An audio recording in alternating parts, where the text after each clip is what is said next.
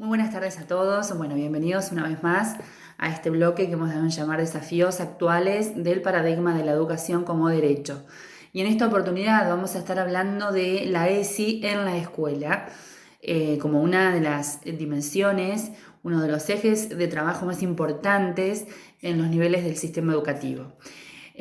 Arranquemos diciendo que, bueno, la ESI es la educación sexual integral y acá en este último término es donde tenemos que poner atención, poner el énfasis, es integral, ¿sí? Es educación sexual integral. Digo esto marcando esta diferencia porque durante muchos años, durante mucho tiempo, en las escuelas se impartió educación sexual, pero no desde la perspectiva integral, ¿sí? No desde la perspectiva de considerar o que considera a la sexualidad como justamente una dimensión del ser humano que integra, que abarca varios aspectos de los que vamos a mencionar a continuación. Digamos que la ESI se convirtió en ley a partir del año 2006, de octubre del 2006, que es cuando se sanciona el Programa Nacional de Educación Sexual Integral a la luz de acuerdos y consensos entre las diferentes jurisdicciones de nuestro país. Esta ley establece, o este programa establece una serie de objetivos, de contenidos y de lineamientos curriculares para trabajar de acuerdo al nivel y a la edad, ¿no es cierto?, de los niños, niñas y adolescentes. Esta ley además entiende a la educación sexual integral como un derecho de los y las estudiantes de todo el país.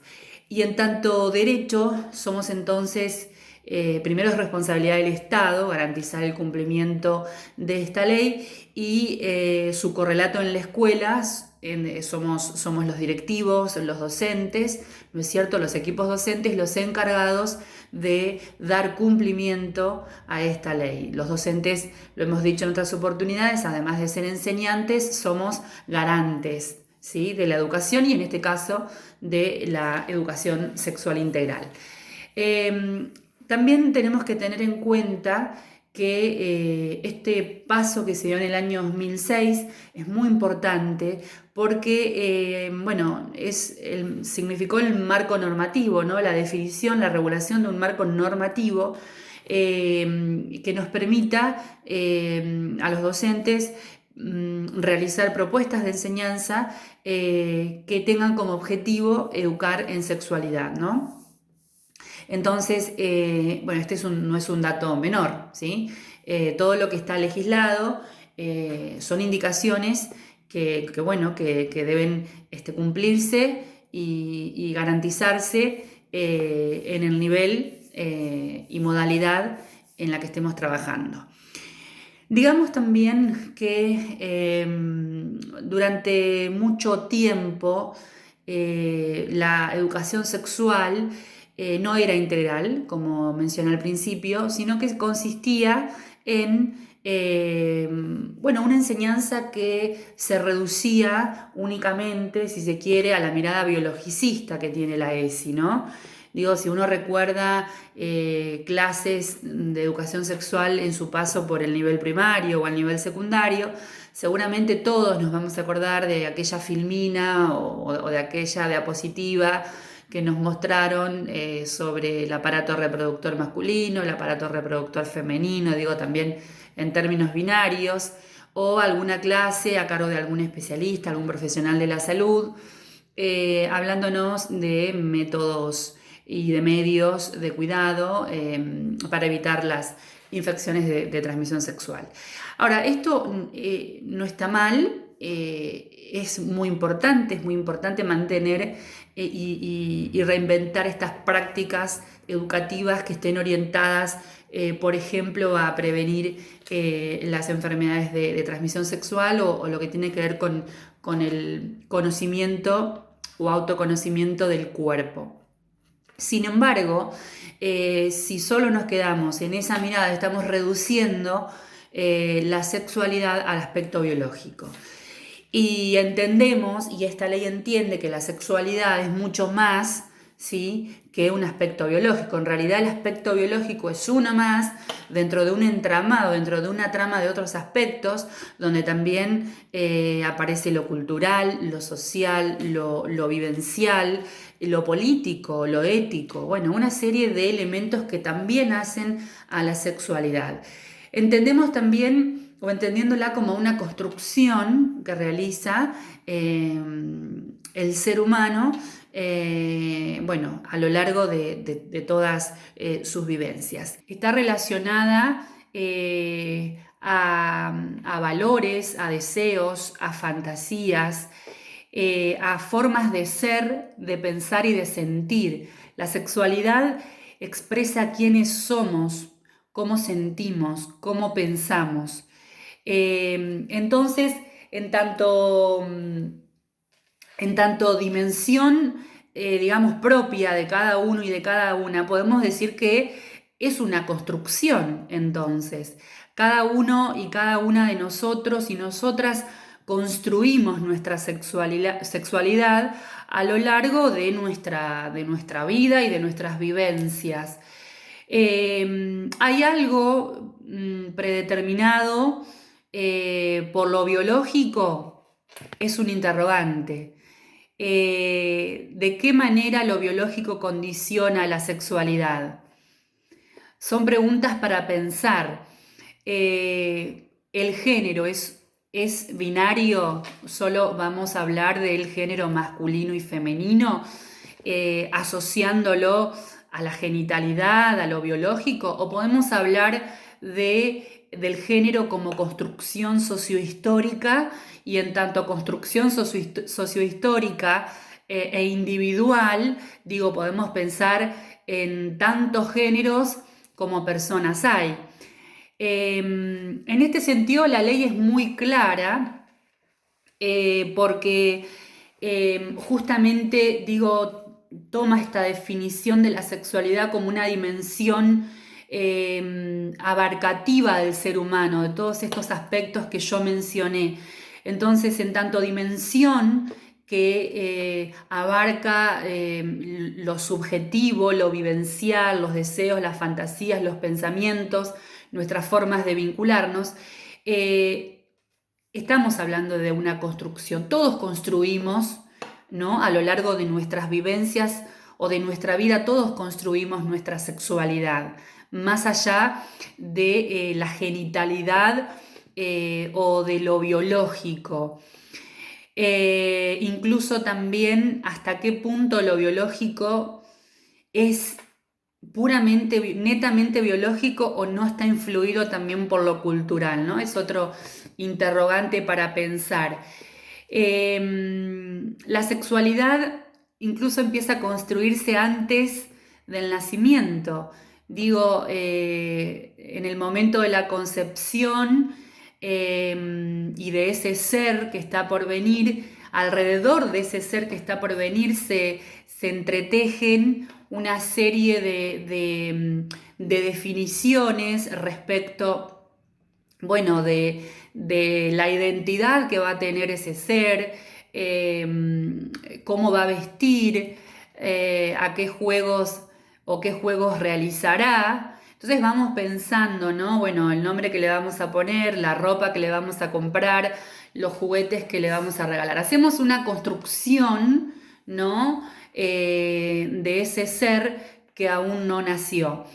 Entonces, esto también es una cuestión cultural y que no está claramente determinada por lo biológico, sino por lo que construimos respecto de esa condición biológica. Bueno, no me quiero ir por las ramas, pero es importante, digo, que pongamos en tensión y que pongamos sobre la mesa estas cuestiones, porque enseñar sexualidad, y volvemos, digo, al rol de educadores, también es, digo, un ejercicio que nos interpela a los docentes en nuestras propias concepciones acerca de la sexualidad. Lo que no podemos olvidar es que más allá de las concepciones individuales que cada uno tenga, que cada una tenga, existe por encima de eso una función, una responsabilidad docente que es la de garantizar el derecho a la educación sexual integral. Con esto quiero decir que es válido decir que no estamos preparados para enseñar sexualidad o que mejor no nos metemos con eso porque no estamos cómodos. Y no, sí es válido decir que es un tema que nos cuesta abordar y que probablemente no estemos preparados como no estamos preparados para un montón de otros temas. Acá dice Carlos Escliar en este sentido, no se trata de no estar preparados, sino de estar disponibles, dispuestos a pensar con otros educadores, con otros actores, cómo abordar la sexualidad con nuestros estudiantes.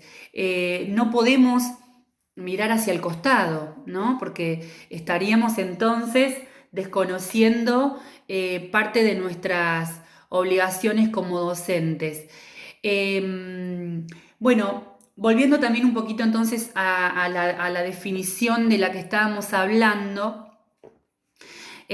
aprovecho a decir también, digo, cuando hablamos de sexualidad aparecen categorías que generalmente, bueno, a veces generan confusión. Digo, bueno, voy a aprovechar este espacio muy brevemente para esbozar esas categorías, pero digo, a modo de llevar información y no de poner etiquetas, porque me parece que poner etiquetas a lo que una persona es un reduccionismo, ¿no? A lo que una persona siente, a cómo una persona piensa. Me parece que poner una etiqueta es un reduccionismo, pero vamos a hacer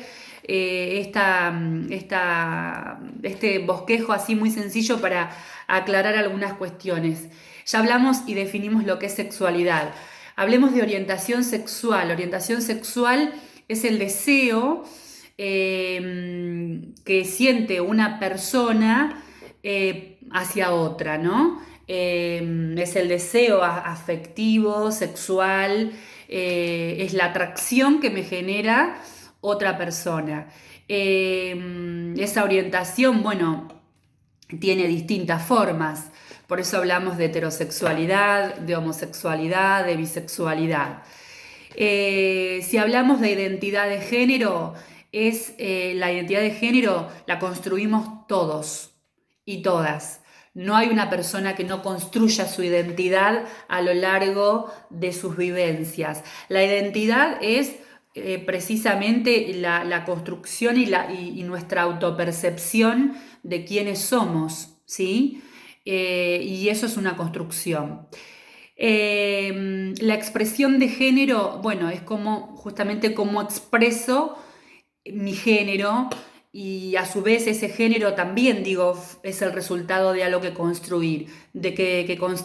Bueno, ¿cómo lo expreso? En la vestimenta, en los gustos, en las formas de hablar, de ser. Bueno, es la expresión, lo que externamente expreso respecto de mi género.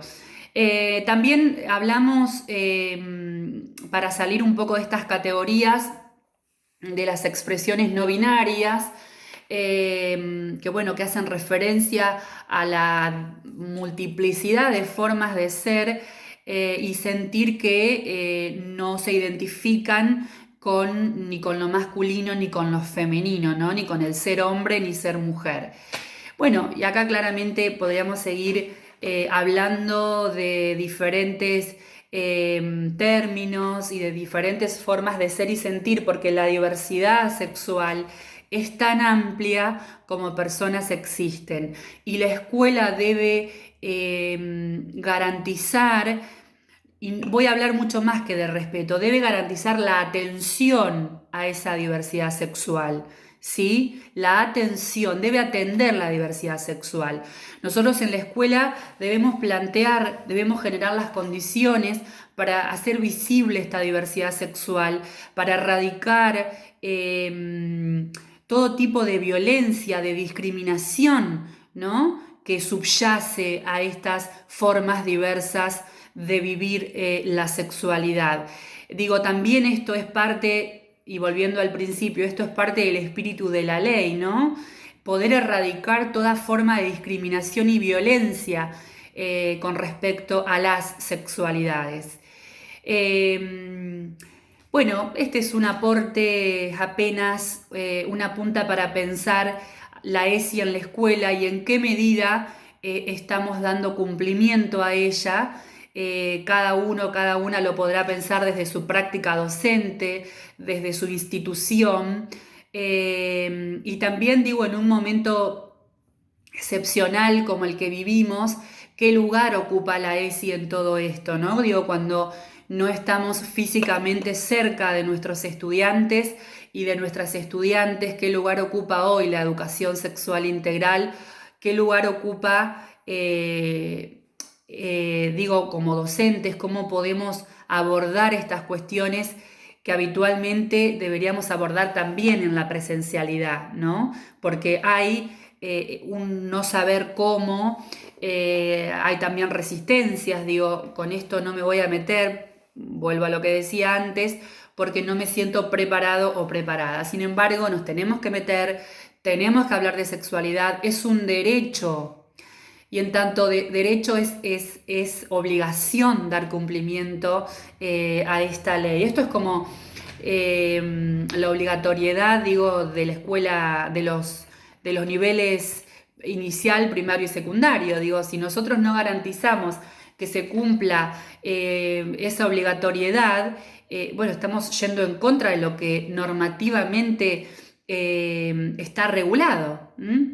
Independientemente, vuelvo al principio, de las concepciones de cada uno. A ver, esto es salvo de la sexualidad, digo, si lo llevamos al ámbito de soy docente y estoy en contra de la obligatoriedad, y bueno, no porque la normativa me indica que yo tengo que garantizar las condiciones para dar cumplimiento a esa obligatoriedad, a la permanencia y a la terminalidad de los estudios de las y los alumnos. Y en el caso de la ESI es exactamente igual. Yo tengo que garantizar el cumplimiento de la educación sexual integral para todos los estudiantes y las estudiantes en los distintos niveles, modalidades del sistema educativo. Como dije al principio, en todos los establecimientos educativos del país, independientemente de la jurisdicción que sea, y tanto estatal como privados, ¿no? Bueno, espero que este aporte sea de utilidad, es una invitación a pensar también, a pensar con ustedes. Vuelvo a insistir y les reitero que desde este espacio del almacén estamos abiertos y abiertas para que se sumen, para que estos conversatorios no sean monólogos, sino que podamos enriquecerlos a partir de los aportes que otros y otras puedan realizar. Nos vemos en una próxima entrega, la última, antes del receso invernal. Y bueno, que espero que estén muy bien. Adiós.